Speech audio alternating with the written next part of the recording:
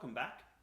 Before we go on to the next exercises in the first book of practical studies for trombone by Gerald Bordner, there is an element that he adds at this point in the book that deserved an explanation in its own video.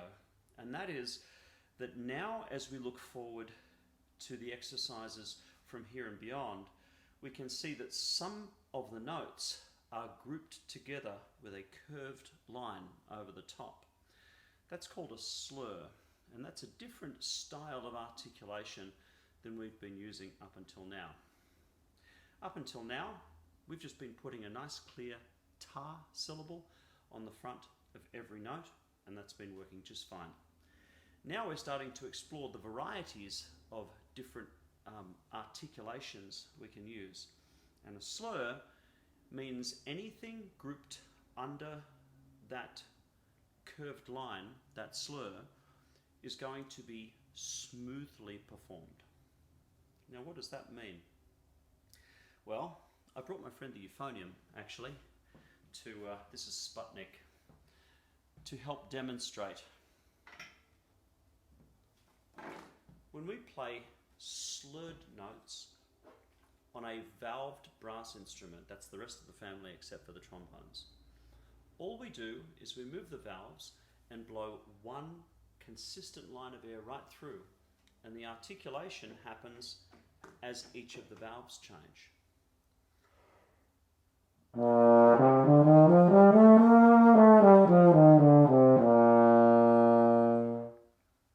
I just blew ta, and the notes would change as I moved my fingers, and you can hear it was a nice smooth articulation. If I tongued each of those notes,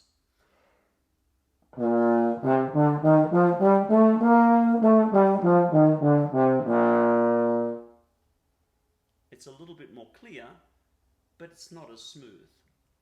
So when we see slurs marked over specific notes, that means on a valved brass instrument, we're going to try and make those smooth as possible. And smooth as possible on these instruments is to not tongue those specific notes. So for instance, if I play the first 4 bars of exercise 11,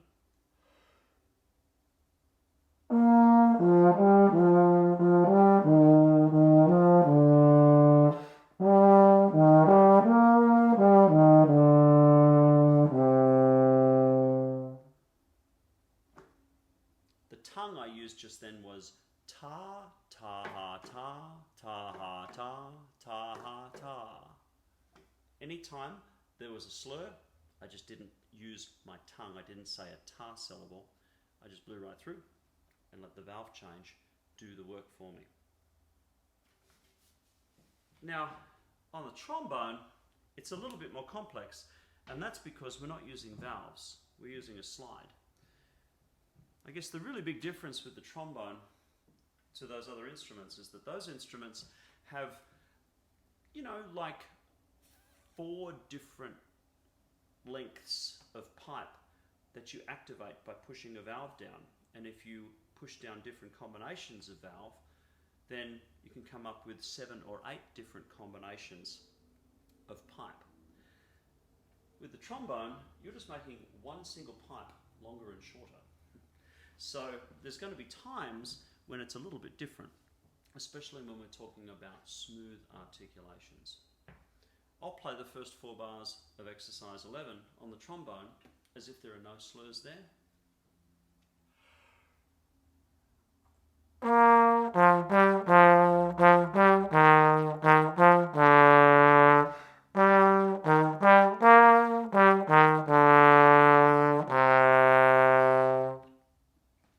Nice and clear, and I just tongued ta, ta, ta, every single note.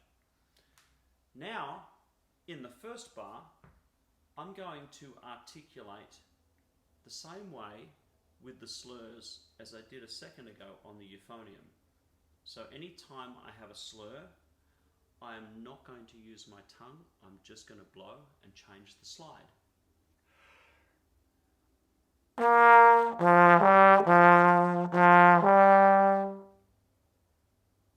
You can hear that that actually works quite well in the first bar, because in the first bar, the two notes we're slurring between are an F, which is on one partial, and a G, which is on a different partial.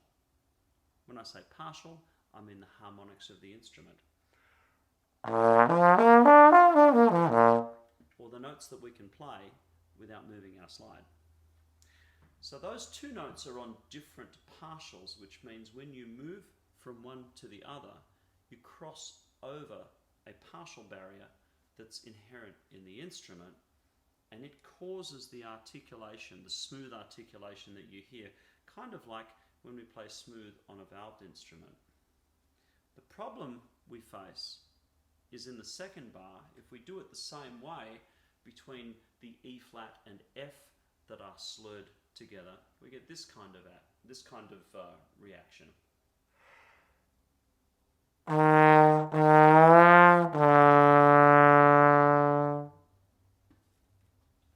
And although that sounds pretty cool and kind of funny, that's not a legato or a slurred sound. That is a sliding sound. We call that glissando. That's the Italian word that describes it. And because it's got its own separate word, that means that's not what we're after. That's a separate thing again.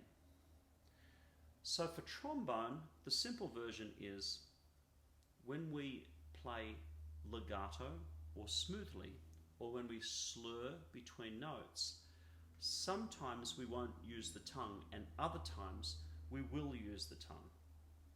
When we do use the tongue, we're going to want it to be the smoothest, softest tongue possible. So instead of ta, ta, ta, it might be more like da, da, da, which you can hear as a smoother sound and more connected. And then the challenge for us trombonists is that in the practice room, we're going to have to make it so that when we use the tongue in legato and when we don't use the tongue in legato, people on the other side of our bell can't hear the difference. That's the goal, because they're supposed to sound the same. That's what the music is asking for. So we have to refine our legato playing so that both of those approaches still sound the same.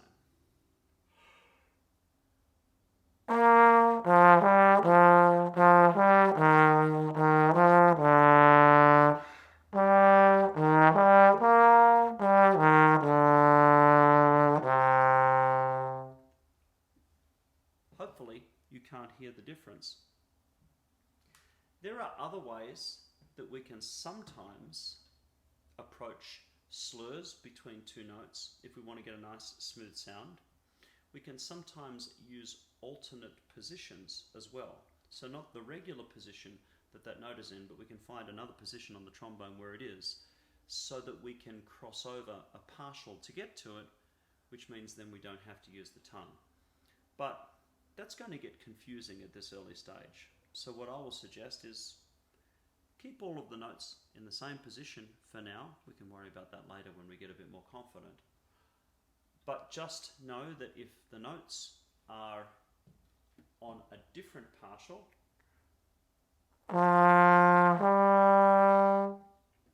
like F and G, we don't need to use the tongue. How about further down in the second line between D and G? Those are also on different partials in the same position, so we don't have to use the tongue. But in the second bar, E flat and F, they're on the same partial, so it gets that big sliding, that muddy sliding sound. Basically, anywhere where you hear a glissando or a sliding sound, that's a place where you want to use a soft da tongue, or what we call a legato tongue. And any other time when it's not necessary to use the tongue, just don't use it and keep the airstream supporting that line right through. That's a lot of information, but playing legato on the trombone is, well, it takes a minute to learn and a lifetime to master, so I thought it was worth an extra video. Let's move on to the next video and do exercises 11 and 12.